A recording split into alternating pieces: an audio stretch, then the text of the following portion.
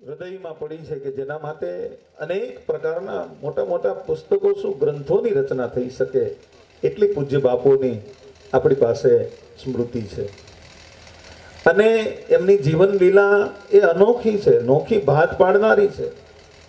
રાજેન્દ્ર શુક્લનો એક શેર છે કે ભરી સભામાં એક એમની વાત અનોખી કાં લાગે.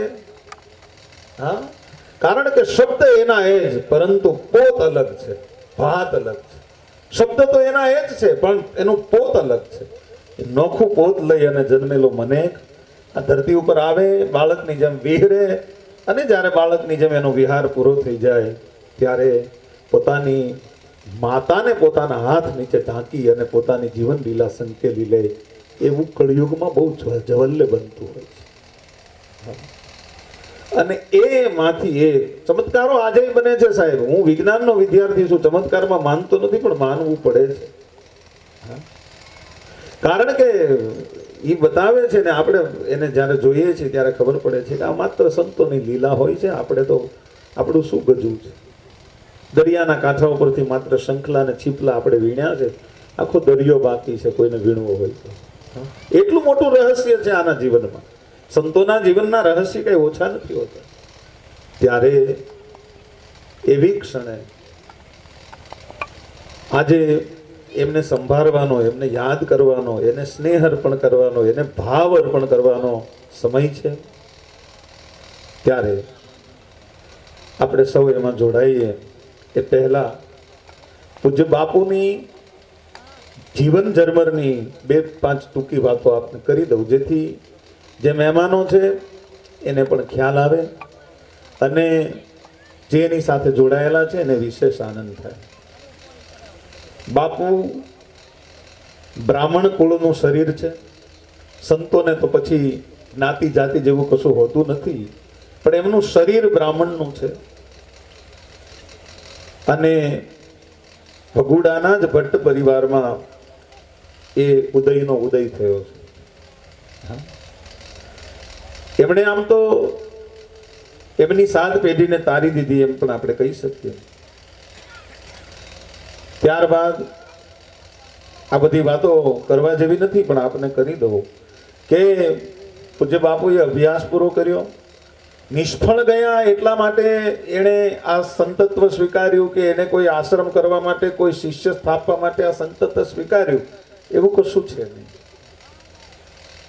પરમ પૂજ્ય બાપુ ભણવામાં પણ બહુ તેજસ્વી હતા અને એના કારણે અનેક ભાષાઓ ઉપર એનો જબરો કમાન્ડ હતો. આપ સૌ જાણો છો, અનેક ભાષાઓ એકી સાથે બોલી શકતા હતા. મરાઠી બોલી શકે, પંજાબી બોલી શકે, અંગ્રેજી પણ એટલું જ ફાંકડું બોલી શકે, સંસ્કૃત પણ એટલું બોલી શકે. અને એના કારણે એટલો તેજસ્વી મહાપુરુષ હોય એને સરકાર પોતાની સેવામાં બોલાવે.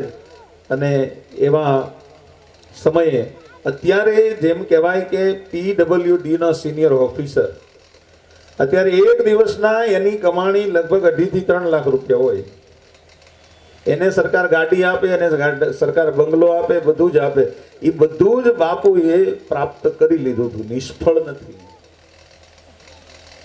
એ વખતમાં એની પાસે ગાડી હતી, એની પાસે એટલો પગાર હતો, એટલી પાસે એટલો સિનિયર ઓફિસરના પદ ઉપર નિયુક્ત હતા. પણ અંદરનો માયલો કંઈક નોખું કહેતો હતો. એને એ નોકરી નહોતી ગમતી. એને તો કાળિયા ઠાકરની, કોકમા મોગલની નોકરી કરવી હતી, એના દાસ થઈને રહેવું. એને સરકારના દાસ થઈને રહેવાનું પસંદ નહોતું, એને તો ઈશ્વરના દાસ થઈને રહેવાનું પસંદ હતું. ને એટલા માટે એ નાની ઉંમરમાં ડોંગરેજ મહારાજ જીવતાનો એક પ્રસંગ તમને કહું કે માલસરની ભૂમિ ઉપર આ ઉમેશ દાદા બેઠા છે, એ સાક્ષી છે. માલસરની ભૂમિ ઉપર 2 નાના બ્રાહ્મણના બાળકો જાય છે. એનું એકનું નામ ઉદયભાઈ છે અને એકનું નામ ઉમેશભાઈ છે. આ પૂર્વાશ્રમની વાત છે એટલા માટે ભાઈ શબ્દ લગાડું છું.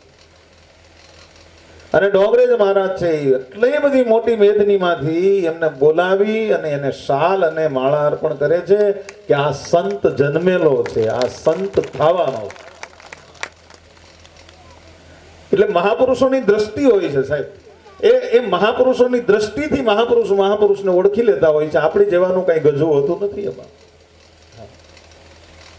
પણ એના માટે લોક સાહિત્યમાં એક દુહો છે કે આભને જમીનના કડા ભેડા કરે અને ખલકથી ખડકમાં ખેલ ખેલે, શંભુગણ સરખા સમરમન સમરમાં અને થડકવર અવન પર આપ ઠેલે, પણ ભોમ જો લડથડે તો એને ટખાવે ભુજબળ અને પરાયા કંઈકના છિદ્ર ઢાંકે, પખાબે ઉજળા હોય જો પરાક્રમી તો પટાળા નવ હતા જોધ પાકે.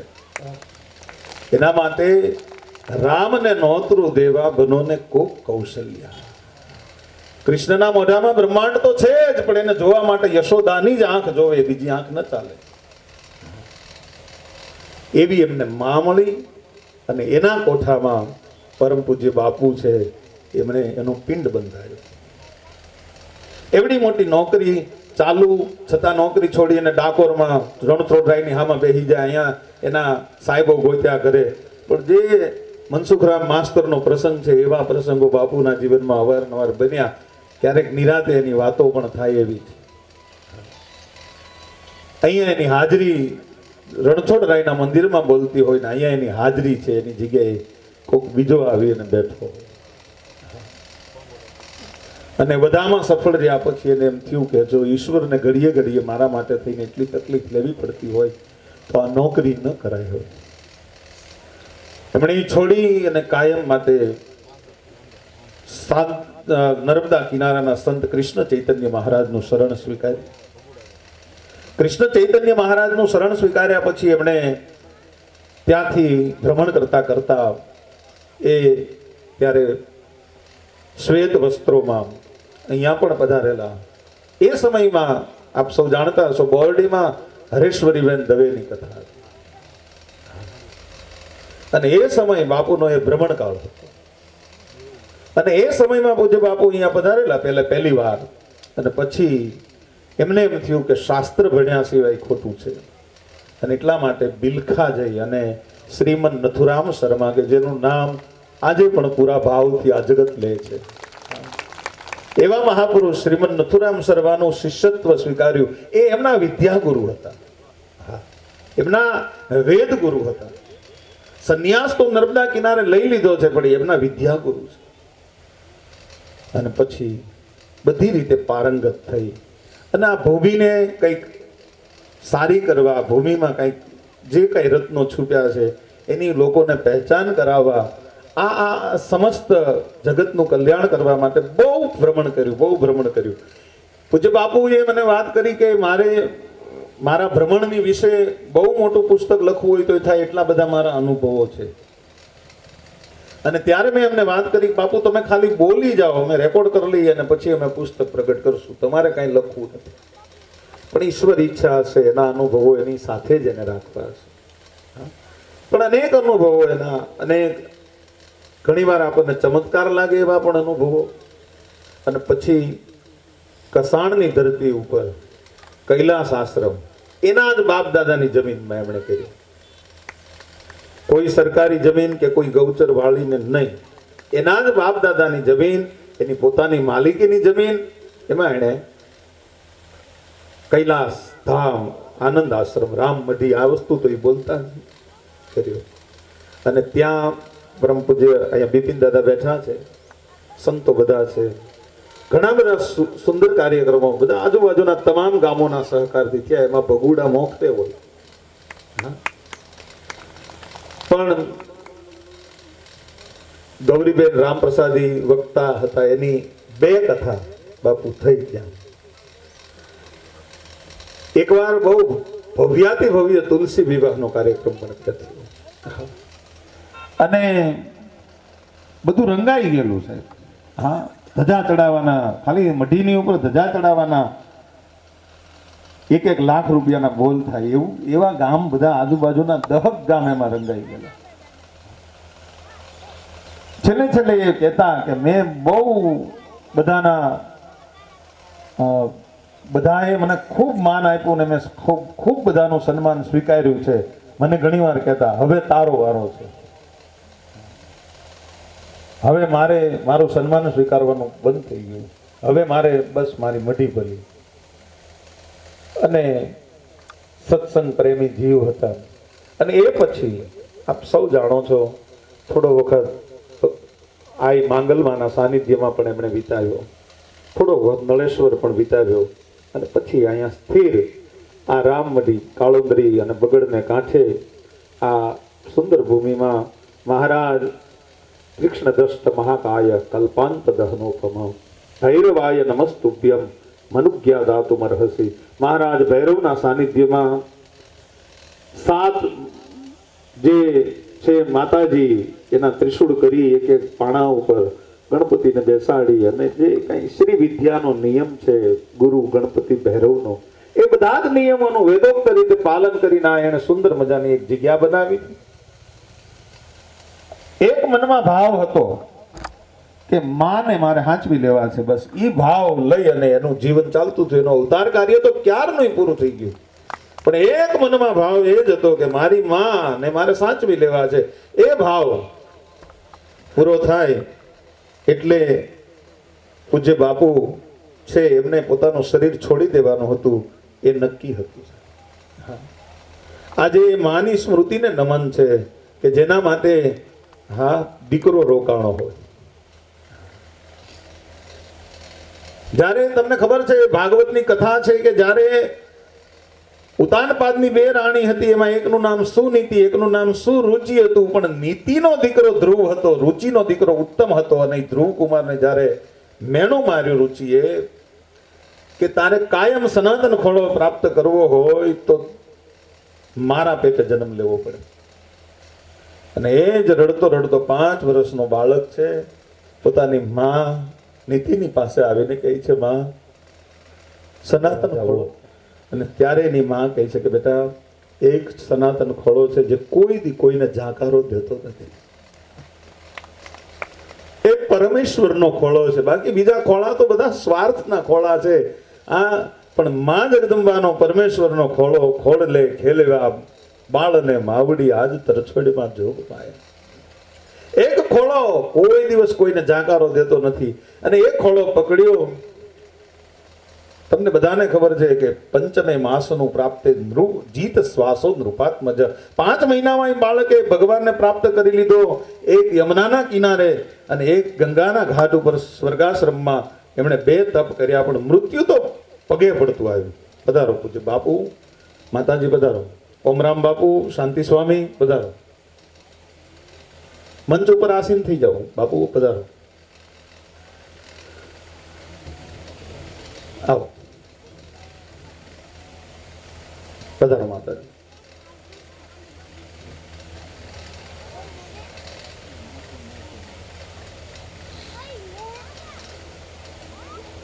ધ્રુવને જ્યારે મૃત્યુ લેવા માટે આવે છે, 1 મિનિટનો સમય લઈશ. આપણે જે સંતોની બધાની રાહ હતી બધા આવી ગયા ત્યાં સુધી. જ્યારે એને મૃત્યુ લેવા માટે આવે છે, વાત સાંભળજો, રસ્તા ઉપરનો પાણો બનીને મૃત્યુ નથી આવ્યું, પણ રસ્તા ઉપરનો પગથિયું બની અને મૃત્યુ આવ્યું છે. સંતો માટે મૃત્યુ એ તો મહોત્સવ છે. આપણા બધા માટે મૃત્યુ કદાચ, અને મરતો માણસ ક્યારેય બહુ દુઃખી હોતોય નથી. અને એમાંય સંતોએ તો એનું બધું સિદ્ધ કરી લીધું હોય, તો ક્યાંથી દુઃખી હોય? એના માટે તો ગીતા કહે છે કે જેમ વસ્ત્ર ફાટી જાય અને નવું વસ્ત્ર ધારણ કરવું પડે, એમાં શરીર થાકી જાય ત્યારે નવું શરીર ધારણ કરવું પડે દરેક જીવાત્માને. જેમ વસ્ત્ર તૂટી જાય અને નવું વસ્ત્ર ધારણ થઈ જાય, એવી જ રીતે બસ એમને દેહ બદલવા માટે એને કોણે કહ્યું કે મરણની અમૃત ઘાયલ, કોણે કહ્યું કે મરણની બાદ મુક્તિ છે, રહે છે કેદ એની એ ફક્ત દિવાલ બદલે. સંતો માટે એ દિવાલ રહેતી નથી, આપણી જેવા માટે તો દિવાલ હોય. એને તો બધાય દરવાજા સદગુરુએ ખોલ્યું, કાંઈ વજરનું તાળું હવે ગગનગઢ રમવાને આવું.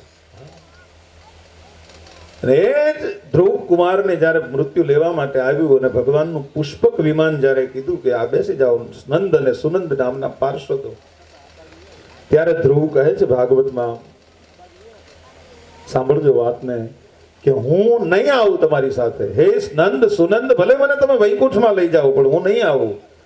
શું કામ નહીં આવો? તમને તો તમારું ભજન પાક્યું, તમે તો યમુનાના કિનારે તપ કર્યું, ગંગાના ઘાટ ઉપર તપ કર્યું. ત્યારે ધ્રુવ બોલ્યા છે કે હે નંદ સુનંદ અને નંદ નામના પાર્ષદો, મને મારી માએ બતાવ્યું છે કે કેવી રીતે આ જગતમાંથી તરાય. એણે મને સનાતન ખોળાની ભેટ કરાવી છે, એને મને સનાતન ખોળાની પરખ કરાવી છે, અને એણે પહેલી વાર મને જમનાના કિનારે મધુવનમાં મોકલ્યો છે ભજન કરવા માટે થઈને. એટલે પહેલો અધિકાર આ વિમાનમાં બેસવાનો મારી માનો છે, મારો નથી. અને એ જ્યારે કીધું ત્યારે એમ કીધું, ધ્રુવકુમારને કહે છે કે તમે આગળનું વિમાન જોવો છો ને, એ તમારી માં જ એમાં બેઠા છે. અને ધ્રુવકુમાર છે એ સ્વર્ગમાં ગયા છે. એમ અહીંયા વિમાન તો કેદુનું પડ્યું જ હતું ભાઈ.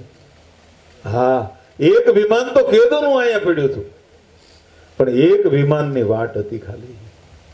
હા, એક વિમાન ઘણા દીથી પડ્યું હતું, કેતાય થા વિમાન આવી ગયું છે, પણ એક વિમાનની વાટ હતી કે એક મારી માનું વિમાન આવી જાય અને ઈ રવાના થઈ જાય, પછી વિમાનમાં બેસવાનો અધિકારી થાવ. કારણ કે એમણે મને જન્મ આપ્યો છે. વારંવાર કહેતા મને હારે લેતી જાને માં, મને હારે લેતી જાને, પણ એની લીલાને કોણ સમજતું? અમે તો એમ કહેતા કે બાપુ તો હજી ઉષ્ટપૃષ્ટ છે, બાપુની તબિયતમાં કાંઈ એક ડાયાબિટીસ નહીં, કોઈ વસ્તુ નહીં, અને શું થાય?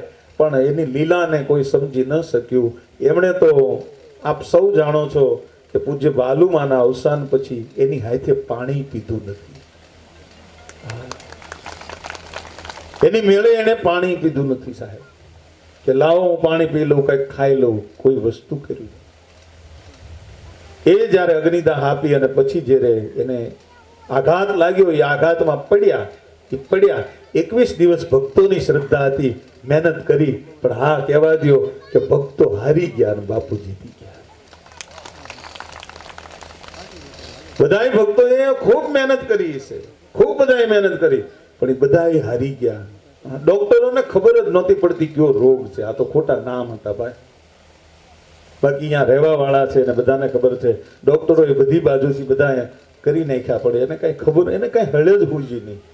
ત્યાં 21 દિવસ પૂરા થઈ ગયા, સમય બહુ ઓછો હતો. હા, એટલા માટે પણ સાથે સાથે એ ગયા, અમર કરતા ગયા મા દીકરાનો પ્રેમ. આપણને બધાને શીખવાડતા ગયા કે શંકરાચાર્ય વેદ એની પાછળ હાલે 5 ડગલા, એમ કહેવાય. હા, શંકરમ શંકરાચાર્યમ કેશવમ બાદરાયણમ, હા, સૂત્ર ભાષ્ય કૃતો વંદે ભગવતશ્ચ પુનઃ પુનઃ, એમ કહેવાય. જેના માટે જે એમ કહી શકે મનોબુદ્ધિ અહંકાર ચિત્તાની નાહ ન ચ શ્રોત્ર જીવે ન ચ ગ્રાણ નેત્રે ન ચ વ્યોમ ભૂમિ ન તેજો ન વાયુ ચિદાનંદ રૂપ શિવોહમ શિવો, જે એમ કહી શકે એ શંકરાચાર્ય પણ જ્યારે પોતાની માં છે એના માટે દોડી અને જાય છે.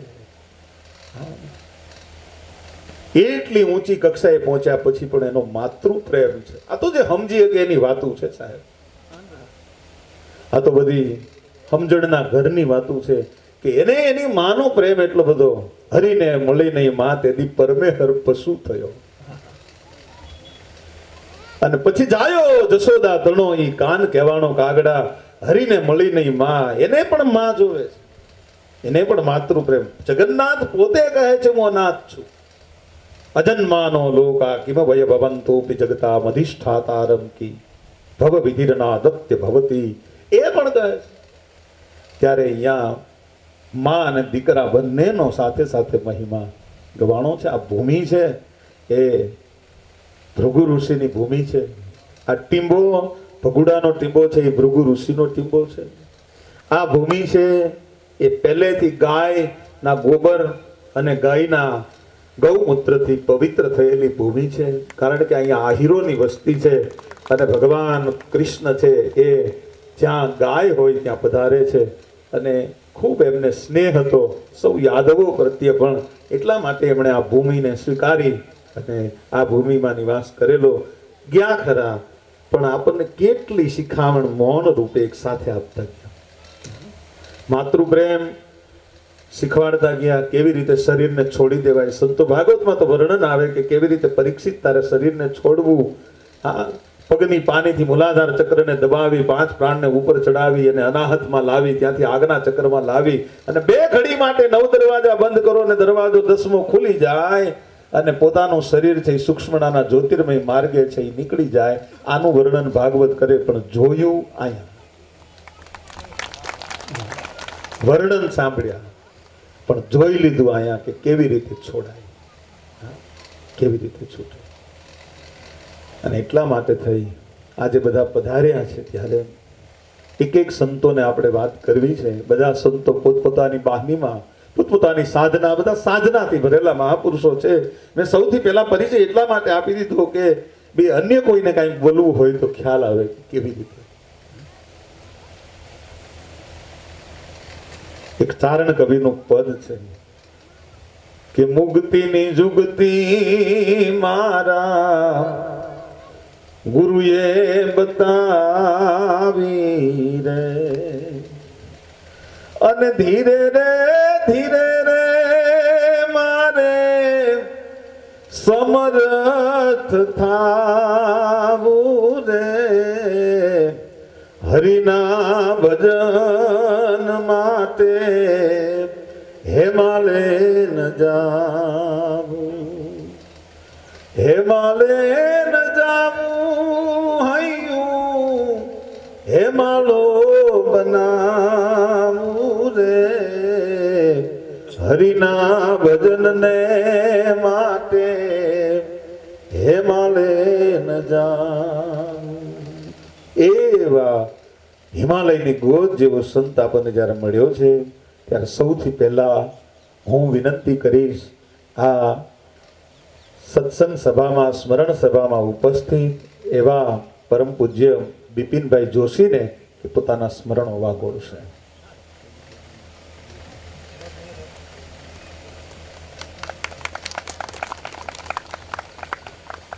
બોલીએ બદ્રંગદાસ બાપાની, ઉદય નારાયણ બાપુની, બાલુ માની.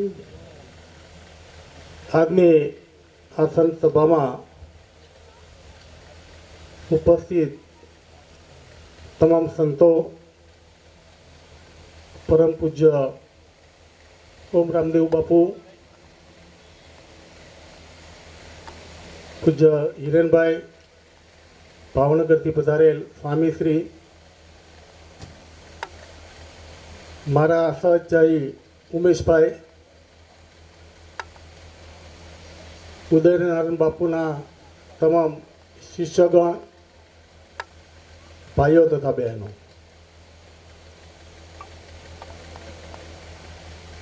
બાપુની હું વાત કરવી.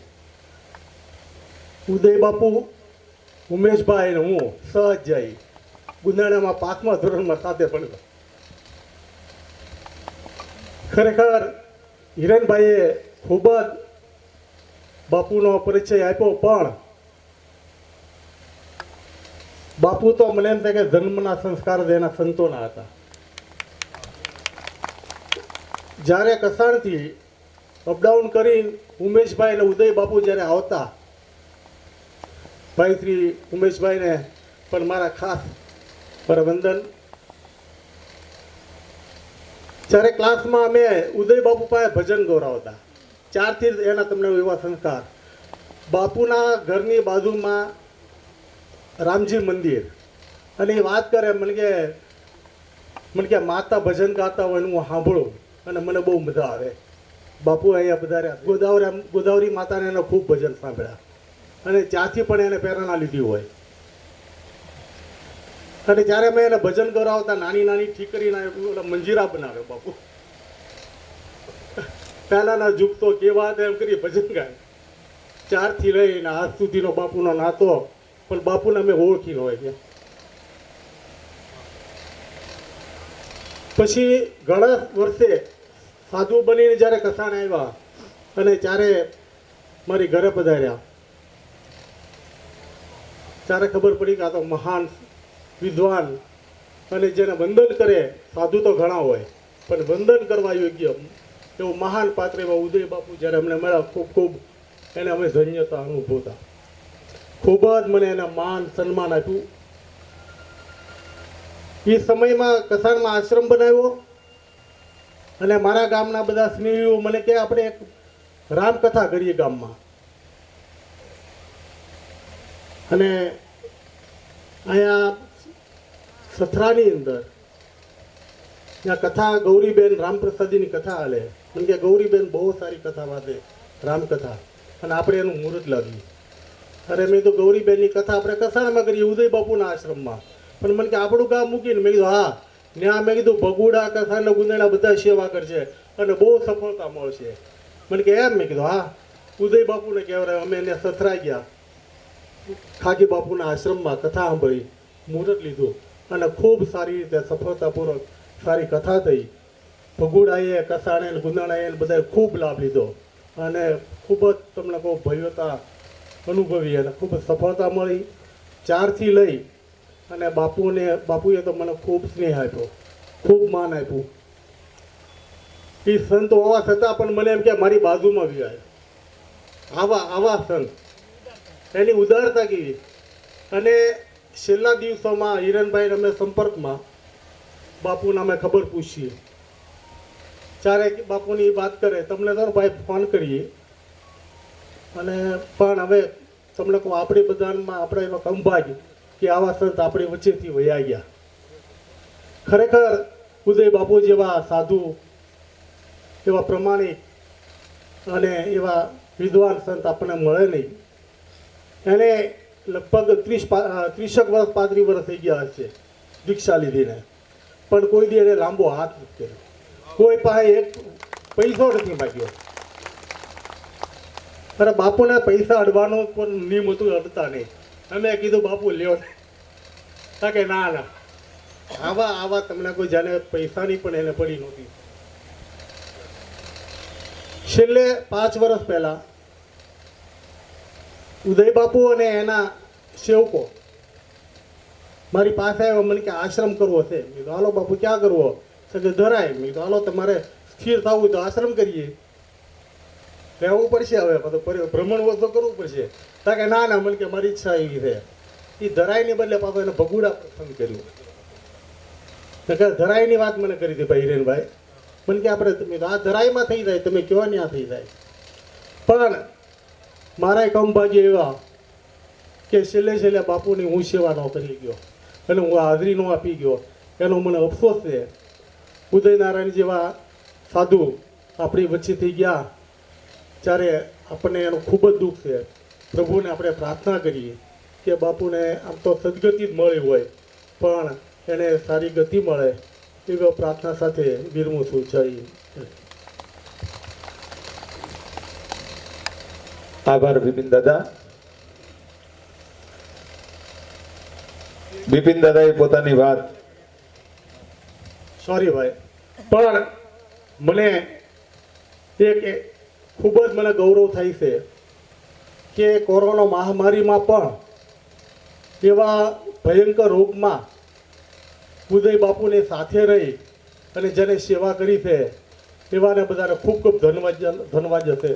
મારા ખૂબ એને પણ પ્રણામ. કે જ્યારે માણસ તમને કોઈ પોતાના સ્વજનને મૂકી અને માણસ દૂર રહેતા હોય ને, ત્યારે આ તો બધા સંતની નજીક રહ્યા. અને આવા જે ભક્તોને પણ મારે ખરેખર એને ધન્યવાદ આજના તકે આપવા જોઈએ. એવી રીતે અમારા ગુંદાણાના બ્રહ્મ સમાજ એ પણ એની ખૂબ જ સેવા કરી, વર્ષોથી સેવા કરતા આવે અને છેલ્લે આજની તારીખ સુધી એને પણ ખૂબ ખૂબ ધન્યવાદ પાઠવું છું. અને ઉદયનારાયણ બાપુએ એક સંત તરીકે એને પોતે જ્યારે ઓલ કર્યું, પણ એને દીક્ષા ભણીને દીક્ષા આપવાનું પણ એને કામ કર્યું. એને શિક્ષણ આપીએ અને અમારા બધા છોકરાઓને બ્રહ્મ સમાજને એને જે શિક્ષા આપી અને એને પણ એને બહુ મોટો ઉપકાર કર્યો છે. એવા સંતને નમન અને જે સેવા કરી છે એવા તમામને, અને અહીંયા જે કાંઈ તન મન ધનથી બધા જોડાણા એ બધાને પણ વંદન સાથે વિરમું છું. આભાર બિપિન દાદા. ખૂબ સુંદર વાતો પરમ પૂજ્ય બિપિન દાદાએ કરી. ઘણી બધી વાતો તમારી સુધી, મારી સુધી, બધા સુધી પહોંચી હશે પૂજ્ય બાપુની. પણ તમે વિચાર કરો કે અહીંથી કોઈ એમ કહે કે એને કોરોના છે અને કોરોનામાં હનુમંત હોસ્પિટલમાં એને દાખલ કરવામાં આવે અને ડોક્ટરે એકવાર એમ બોલ્યા કે ઓક્સિજન લેવલ બહુ ડાઉન છે, 3જા કે 4થા દિવસે અને બાપુ ફટાક કરતા ઊભા થયા અને એક યોગાસન કર્યું અને ઓક્સિજનને 98 ઉપર કરી દીધું. એ કોરોના એને કાંઈ કરીએ કેમ હતો નહીં, પણ ટૂંકમાં એનો નિર્ણય હતો સાહેબ. બાકી 2 દિવસમાં ધારે તો હાજા થઈ અને આપણી વચ્ચે પાછા આવીએ કેમ હતા, એમાં કાંઈ નહોતું. અઠવાડિયામાં તો કોરોના નેગેટિવ આવી ગયો હતો, બધુંય હતું, પણ એની જીવન લીલા હંકેલવાનો એનો નિર્ણય હતો. પૂજ્ય બિપિન દાદાએ બહુ સારી બધી વાતો કરી કે પૂજ્ય બાપુએ એમને ખૂબ સ્નેહ આપ્યો. બાપુએ બધાને સ્નેહ આપ્યો, દરેકને એમ કીધું પોતાના હોય એમ કરીને રાખ્યા છે, કેમ કે એનું બાળ સહજ હતું. બાળક બનીને આ ધરતીના પડળ ઉપર રમવા આવેલો એક મહાપુરુષ હતો, અને એક એની ચેષ્ટા છે એ અવધૂતી ચેષ્ટા. હા, બાળ સહજ ચેષ્ટાઓ હતી બધી. એને સમજી શકે એ જ સમજી શકે, બાકી નો સમજી શકે એને સમજી ન શકે, કેમ કે બાળ સહજ ચેષ્ટાઓ અને અવધૂતના જીવનને સમજવું બહુ આકરું હોય છે, સહેલું નથી હોતું. કેમ કે ગ્રહસ્થીને જોઈને એની જેવું ગ્રહસ્થી થઈ શકાય, હા, પણ કોઈ અવધૂતને જોઈ અને અવધૂત બની ન શકાય. એ તો અંદરથી ઉગવું જોવે. માન્યું કે આકાશ અને સમુદ્રમાં કોઈ કેડી નથી, પણ ઈનો અર્થ ઈ તો નથી ને કે કોઈએ સફર ખેડી નથી. આ એક સફર ખેડેલો મહાપુરુષ છે આપણી વચ્ચેથી જ્યારે વિદાય થયા છે, ત્યારે એને એના સ્મરણોને વાગોળવા માટે આપણે ઉપસ્થિત થયા છીએ. ત્યારે ખૂબ બાપુના સ્નેહી, સારા વક્તા અને ગુજરાત સમાચારમાં વર્ષોથી કાર્યરત છે એવા અરવિંદ સ્વામી, જે બાપુના અનન્ય સ્નેહી છે, એમને વિનંતી કરીશ કે તેઓ પોતાના સ્મરણો છે એ વાગોળશે. મહાદેવ હર. ગુરુ બ્રહ્મા ગુરુ વિષ્ણુ ગુરુદેવો મહેશ્વર ગુરુ સાક્ષાત પરબ્રહ્મ તસ્મે શ્રી ગુરુવે નમઃ. અખંડમ મંડળાકારમ વ્યાપ્તમ એન ચરાચરમ તત્પદમ દર્શિતમ દેનમ તસ્મે શ્રી ગુરુવે નમઃ. સર્વે ભવન્તુ સુખિનઃ, સર્વે સંતુ નિરામયા, સર્વે ભદ્રાણિ પશ્યન્તુ, મા કશ્ચિત દુઃખમાપ્યુનાથ. શ્રદ્ધા મેઘા યશ પ્રજ્ઞા વિદ્યા પુષ્ટિ શ્રેયમ બલમ તેજ આયુષ્યમારોગ્યમ. પૂજ્ય સંતગણ, ભગોડા ગામના આગેવાનો, ગ્રામજનો, એમનો સેવક સમુદાય, હિરેન દાદા, અમારા પરમ મિત્ર વિપિનભાઈ, અને બધાના નામથી હું પરિચિત નથી, પણ આપ સર્વોને અને ભગોડાની આ ભૂમિને મારા ખૂબ ખૂબ પ્રણામ અને વંદન. એક પ્રેમથી અને બીજું ઉદાસીનતાથી. સંન્યાસના ઉદ્ભવવાના અનેક કારણો છે, એ પૈકીના 2 કારણો છે. મીરાનો સંન્યાસ હતો એ પ્રેમનો સંન્યાસ. વિવેકાનંદનો